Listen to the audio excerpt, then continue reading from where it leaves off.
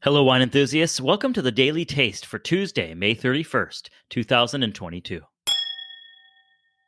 Yesterday, I went through the process of settling and racking white wine and how temperature is crucial for white wine fermentation. Unlike our delicate white wine, red wine is allowed to ferment fast and hot. A typical red wine fermentation can get between 75 and 85 degrees Fahrenheit and can be completed in less than 2 weeks.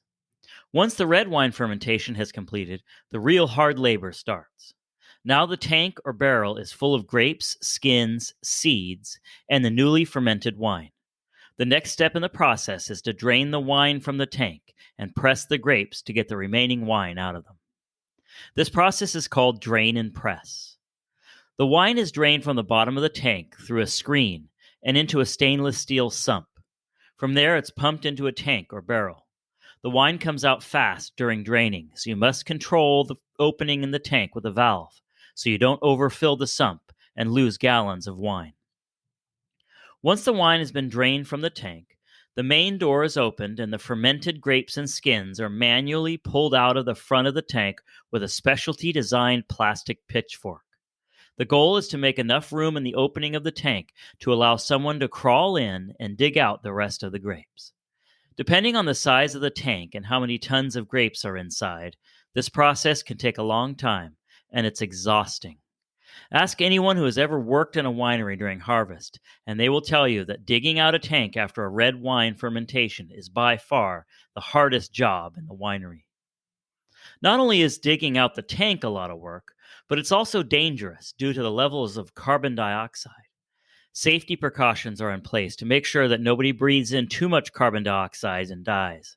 Carbon dioxide is created as a byproduct of fermentation and is released through the top of the tank, but sometimes there can be pockets of carbon dioxide that get trapped in the pile of grapes. A special portable carbon dioxide meter is worn by anyone entering the tank to make sure that the levels of carbon dioxide are not too high. If the carbon dioxide meter starts to beep, you will need to get out of the tank immediately.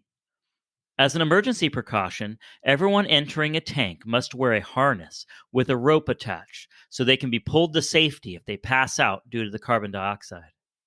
Once the grapes have been dug out of the tank, it's time to put them in the press. The wineries I worked for used basket presses for pressing their red grapes. These giant presses get their name from the basket-looking containers the grapes are dumped in prior to pressing. Just like with our white wine presses, the winemaker uses a touchscreen to tell the press how much pressure to use and how long to press. These press cycles can take 3 hours each or longer. The pressed wine is pumped from the press into a tank or barrel, or both, depending on the preference of the winemaker. One of the most amazing things to see after red grapes have been pressed in a basket press is the cake that's left over. As the press presses the wine out of the grapes, it compacts the skins and seeds into a big mass that looks like a huge birthday cake. This cake is removed with a forklift and used for compost. I will post pictures of these cakes to the show website if you want to see what they look like. Just look for this segment under the Daily Taste link at the top of the page. As Father's Day approaches, I'll be creating a page on the show website called Father's Day. There, I will post great wine gift ideas for all the wine-loving dads out there.